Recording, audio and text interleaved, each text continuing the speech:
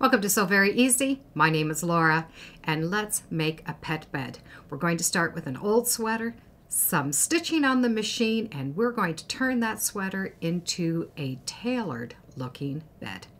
Let's get started. Now, what makes this bed tailored looking is this perfectly round center. And to get that, you need to start with a round pillow form. Now this one is from Fairfield and it's 16 inches round. You might need to go a little bit bigger if you have a bigger dog or a little bit smaller. And it is a pre-made round pillow form. The next thing is a bag of polyfill, and this is about 20 ounces, and that's going to do a large sweater. Then of course, we need the sweater. And to set up your sewing machine, I would recommend a walking foot. And a walking foot's going to help you go through all of the layers without the sweater being pushed and pulled in any direction. And if you have the Bernina 50, it's going to be just the regular foot. Turn your sweater inside out. And the sleeves are going to go inside. And they're going to be able to lie down flat.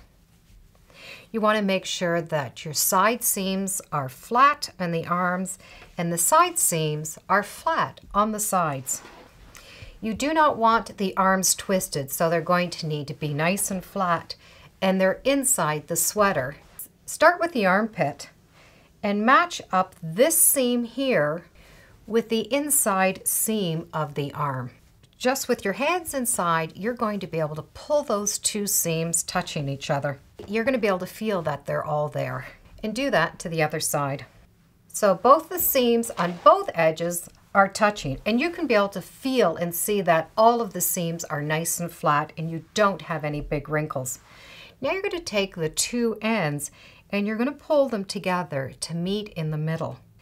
And by doing that, you're going to create a gap in this corner. Just pull them into the center.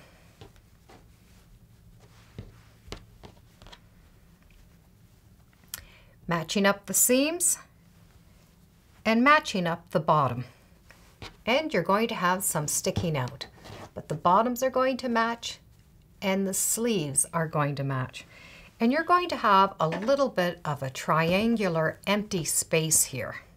Now pin all of the layers together. You're going to want to pin along the bottom and along the edge here and along the edge right up into the end. And you're going to be able to pin through all of the layers. Now with your walking foot on your machine, you're going to be able to go through all of these layers. You need to take your stitches and make them a lot bigger. If you're sewing or quilting, you use tiny little stitches. To sew this together, make the stitches a lot bigger. And you're going to put the foot on your machine and you're going to stitch all the way around, and then you'll be able to feel exactly where that little triangle piece is, and you're going to be able to sew all the way around, right along the bottom, and go all the way up to the top. What you've done is sewn a big oval. So stitch what is comfortable for you on the machine. You don't have to go very, very close to the edge. I just use the measurement of the foot and I go along, feeling where the edge is as I go. Now, if you're not comfortable putting this much fabric through your machine, or you don't have a walking foot, you can just stitch this by hand all the way around. The next is to turn it right side out using the collar. The arms are tucked inside and the seam is completely closed all the way up to the armpit. The next is we're going to put the pillow into the inside. And just by pushing it through the neck, get it right into the end. So that round pillow fits in nice, and keep all of the edges nice and straight. And when the pillow's in, we need to smooth out the front of the sweater. And put a couple of pins in this circular shape, just holding the sweater together. And when those layers are pinned together, just take it to the machine and stitch that shape of the pillow. And you don't have to go so close that it's uncomfortable. Whatever you're comfortable doing, just stitch and start somewhere inside. So you're going to have half a circle shape. Now you have that nice round shape. Again, you can stitch this by hand if you're more comfortable. Now take your polyfill and fill the arms and the rest of the inside. So you have the inside of the arm stuffed on both sides, going right up into the back. Now, depending on the sweater will depend on how you close it. Some of the sweaters will match really nice and you're going to be able to close it up.